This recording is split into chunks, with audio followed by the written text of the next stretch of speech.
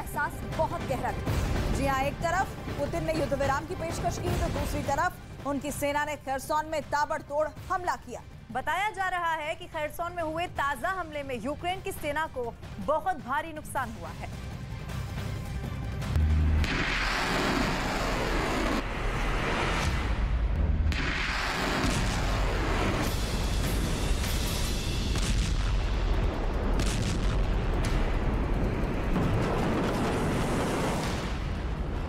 -4 degree Celsius कड़कती हुई ठंड में आसमान चीरकर मिसाइलें गिर रही हैं।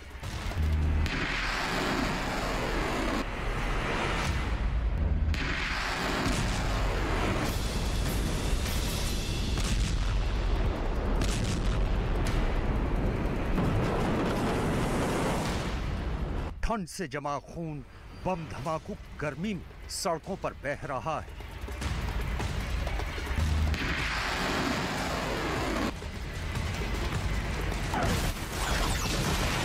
खेरसोन से लेकर डोनेस्क और बखमुत से लेकर लुहांस्क तक जिंदगी और मौत की जंग छिड़ी हुई है।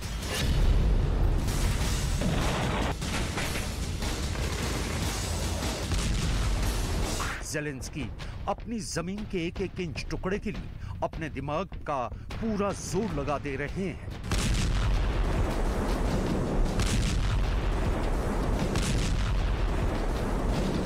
अमेरिका से लेकर यूरोप तक, बाइडेन से लेकर ब्रिटेन के हुक्मरान तक इस खूंखार जंग में पैसा झोंक झोंक कर तंग आ रहे हैं।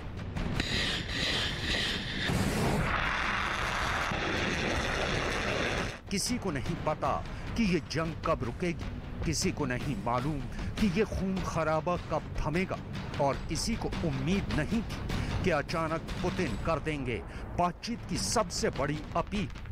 किसी को भनक भी नहीं लगी थी कि बाकायदा एक रिपोर्टर से बात करके पुतिन शांति वार्ता की पहल करेंगे। ये है पुतिन का असली गेम, जिसे देखकर बाइडेन से लेकर ज़ेलेंस्की तक चकरा गए हैं। पुतिन के शांति संदेश के पीछे छुपे युद्ध संदेश को हम डिकोड करेंगे और ये भी बताएंगे कि कैसे आसमान से गिरते ड्रोन के टुकड़ों ने रूस के 3 सैनिकों की जान ले ली। इंसानी दुनिया के इतिहास की इस पहली घटना का हम विश्लेषण करेंगे, लेकिन सबसे पहले आपको लेके चलेंगे खेरसोन की जंगी मैदान में, जहां इस वक्त सदी की सबसे खूनी जंग लड़ी जा रही है।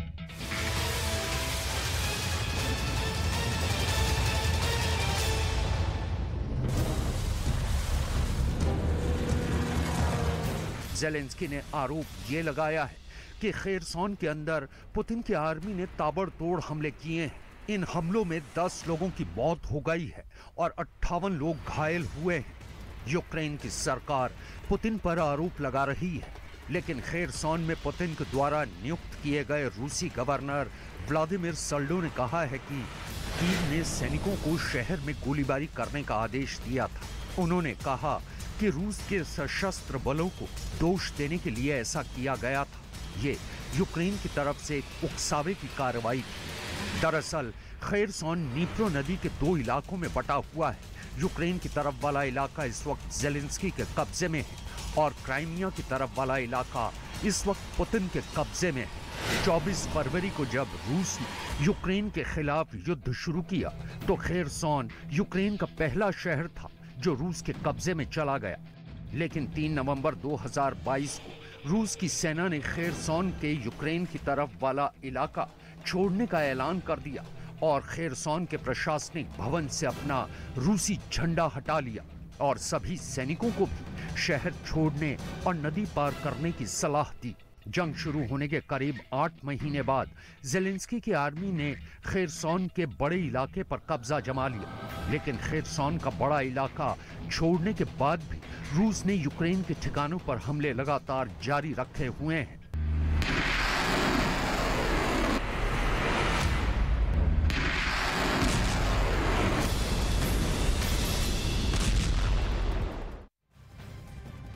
और इस बीच अगर पुतिन की शांति अपील अगर मान भी ली जाए तो फायदा रूस को ही है, क्योंकि यूक्रेन के डोनेस्क, लुहांस्क, ज़पोरिज़िया और खेरसोन के एक हिस्से पर अब भी रूस का कब्जा बरकरार है। और अगर ये कब्जा बरकरार रहते हुए युद्ध विराम हो गया तो रूस के कब्जे को वैधता मिल जाएगी।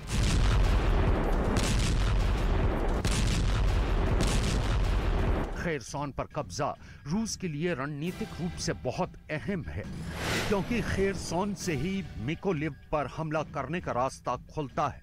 सामरिक दृष्टि से बेहद महत्वपूर्ण नीप्रो नदी पर रूस का कब्जा जरूरी है। क्राइमिया से कादिरव के लड़ाकों ने और रूस की सेना ने शुरुआत में ही खेरसॉन पर अधिकार कर लिया था। युद्ध के एक हफ्ते के अंदर ही खेरसॉन पर पुतिन के फौलादी पंजे की पकड़ बन गई। खेरसॉन पर कब्जा इतना महत्वपूर्ण था कि पुतिन ने अपने 50 से ज्यादा जनरल खेरसॉन में ही लगा रखे थे। पुतिन के कई बड़े जनरल खेरसॉन की लड़ाई में मारे जा चुके हैं और अब जंग के 300 दिन बीत जाने के बाद अचानक पुतिन ने यूक्रेन के पास शांति प्रस्ताव भेजा है, जिसने जेलेंस्की की नींद उड़ा दी है। क्योंकि अगर इस वक्त शांति समझौता हुआ तो यूक्रेन को अपनी बेशकीमती जमीन गंवानी पड़ सकती है। считаю, что мы действуем в правильном направлении. Мы защищаем свои национальные интересы, интересы наших граждан, наших людей, повторю еще раз.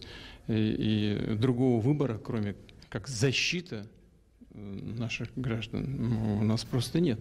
Но мы готовы договариваться со всеми участниками этого процесса о приемлемых каких-то развязках. Но это их дело, не мы же отказываемся от переговоров. दरअसल अगर पुतिन के द्वारा की गई शांति की अपील मानी जाती है तो भी फायदा रूस को ही है, क्योंकि यूक्रेन के डोनेस्क, लुहांस्क, ज़पोरिजिया और खेरसॉन के एक हिस्से पर अब भी रूस का कब्जा बरकरार है। और अगर ये कब्जा बरकरार रहते हुए युद्ध विराम हो गया तो रूस के कब्जे को वैधता मिल जाएगी। दरअसल पुतिन अपने chief of general staff Valery Gerasimov के सिद्धांत पर काम कर रहे हैं।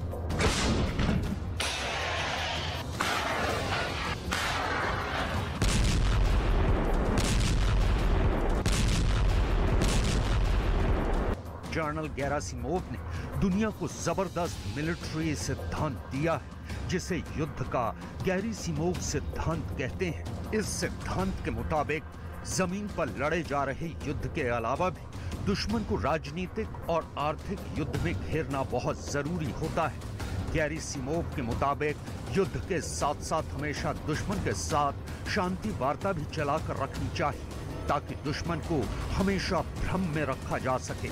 जमीन पर लड़े जा रहे युद्ध के अलावा दुश्मन की आर्थिक नाकेबंदी भी करना बेहद जरूरी है। दुश्मन देश के राष्ट्राध्यक्ष के खिलाफ विपक्ष को धार देने की रणनीति भी गेरासिमोव सिद्धांत का ही एक हिस्सा है। कई डिफेंस एक्सपर्ट का यह दावा है कि इस वक्त यूक्रेन पर रूस ने जिस तरह का युद्ध थोपा है वो पूरी तरह से गेरासिमोव सिद्धांत से मेल भी खाता है। अगर आप नोट करें तो क्रिसमस के मौके पर ही पुतिन ने जेलेंस्की को शांति का प्रस्ताव दिया है और क्रिसमस के मौके पर ही रूस ने यूक्रेन के 50 से ज्यादा इलाकों पर हमले भी करवाए हैं। लेकिन जेलेंस्की को भी बदला लेना आता है और दुश्मन के घर में घुसकर हमला करना आता है। जेलेंस्की की आर्मी ने रूस की जमीन पर 1500 किलोमीटर अंदर घुसकर ड्रोन हमला किया है। यह हमला रूस के सरातोव प्रांत में किया गया था। रूस के रक्षा मंत्रालय ने बयान दिया है कि सेरातोव क्षेत्र में ड्रोन का मलबा गिरने से रूस के 3 सैनिक मारे गए हैं। रूस के इंगल्स एयर बेस पर रात में 2 विस्फोट हुए थे और यहीं एयर बेस पर ही ड्रोन का हमला हुआ था। रूस की सेनाओं ने ड्रोन पर निशाना लगाकर उसे नीचे गिरा दिया था, लेकिन बेहद हैरान कर देने वाला वाकया तब हुआ जब तबाह होकर नीचे गिर रहे ड्रोन के टुकड़ों की चपेट में नीचे खड़े हुए रूस के 3 सैनिक आ गए। वो गंभीर रूप से घायल हुए और इलाज के दौरान उनकी मौत हो गई। ये जेलेंस्की का बेहद खौफनाक और खतरनाक बदला है। इन घटनाओं की वजह से रूस ने एक बड़े इंसानी आबादी वाले इलाके में अपने एयर डिफेंस को एक्टिव कर दिया है।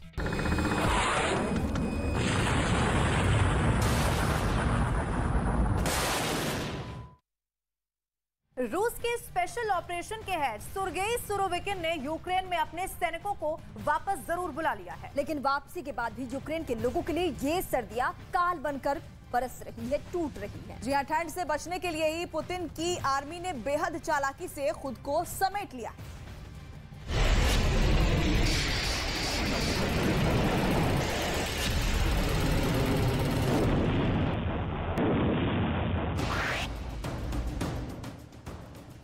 रूस ने बताया है कि उसके सैनिक यूक्रेन के द्वारा मिसाइल और हवाई हमलों से बचाव के लिए नए एंटी एयरक्राफ्ट मिसाइल सिस्टम पर 24 घंटे अलर्ट रहकर काम कर रहे हैं। रूस अपने S-300 सिस्टम के तहत लंबी दूरी की सतह से हवा में मार करने वाली मिसाइल प्रणालियों को चाक चौबंद कर रहा है।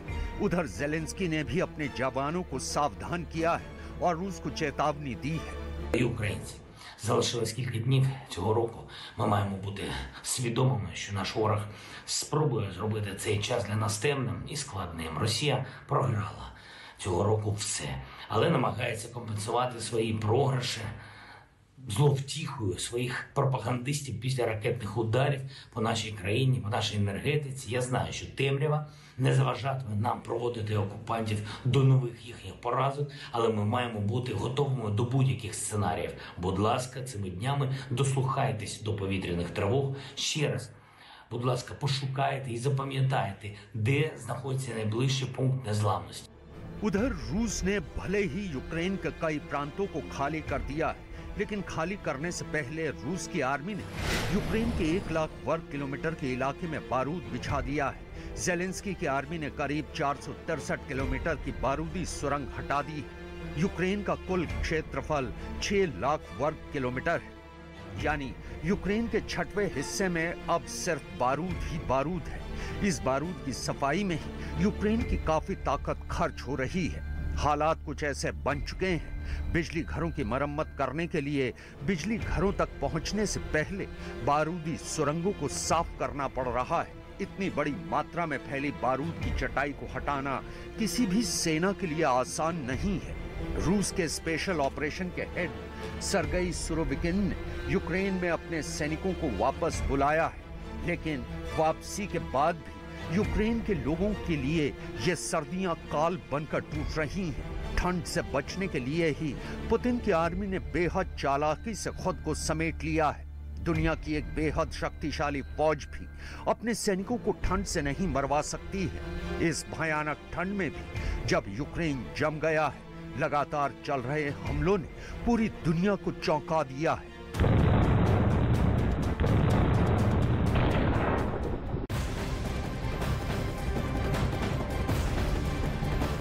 अमेरिका से मिलने वाला पेट्रियट सिस्टम अब रूस के टारगेट पर है। ये धमकी किसी और ने नहीं बल्कि राष्ट्रपति पुतिन ने खुद दी है। रूस के एक चैनल को दिए इंटरव्यू में पुतिन ने दावा किया है कि वो यूक्रेन को मिलने वाले पेट्रियट सिस्टम को तबाह कर देंगे।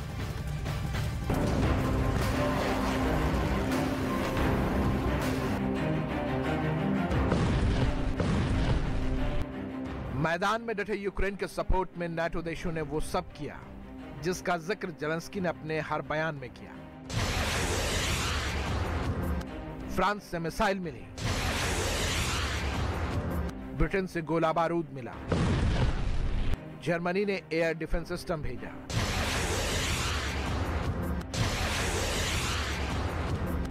स्वीडन से हवित्जर मिली,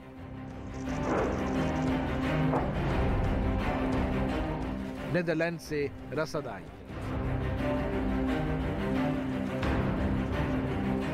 और अमेरिका ने तो लगता है अपने बारूद खाने की चाबी ही यूक्रेन को सौंप दी। मिसाइल, एयर डिफेंस सिस्टम, गोला बारूद, टैंक, लॉन्चर, ड्रोन, वो सब हथियार बाइडेन ने ज़ेलेंस्की को दिए जिससे वो रूस के खिलाफ चढ़ाई कर सके। पिछले हफ्ते अमेरिका ने रूस को पैट्रियट मिसाइल भेजने का ऐलान किया था, लेकिन उस पैट्रियट सिस्टम के आने से पहले ही उसकी धमक पुतिन को खटकने लगी है। रूस के चैनल में दिए इंटरव्यू में पुतिन ने दावा किया है कि अमेरिका से यूक्रेन को मिलने वाले पैट्रियट एयर डिफेंस सिस्टम को हम 100% नष्ट कर देंगे।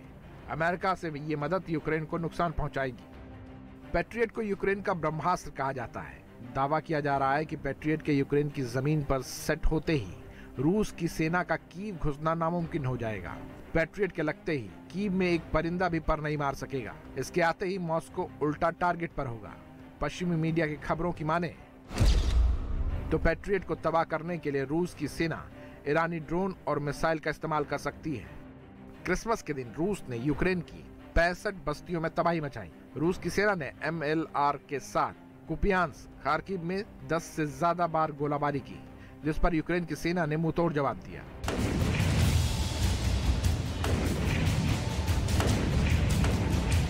रूस के खिलाफ यूक्रेन की सेना कई मोर्चों पर मजबूत दिखी और अब पैट्रियट का मैदान में होना रूस के लिए बड़ा खतरा है, क्योंकि पैट्रियट मिसाइल दुनिया की बेहतरीन डिफेंस सिस्टम में से एक है। ये बैलिस्टिक मिसाइल, क्रूज मिसाइल और फाइटर जेट को नष्ट कर सकती है। पैट्रियट 150 किलोमीटर दूर दुश्मन की मिसाइल को तबाह कर सकती है। पैट्रियट मिसाइल के एक ट्रक में 8 लॉन्चर होते हैं। पैट्रियट सभी मौसम में काम करने में सक्षम है। जेलेंस्की को जिस हथियार का इंतजार है, पुतिन ने उसकी तबाही के पहले ही संकेत दे दिए हैं। पुतिन के दावे पैट्रियट के दम के आगे कितने मजबूत साबित होंगे, ये महायुद्ध के मैदान में दिखेगा।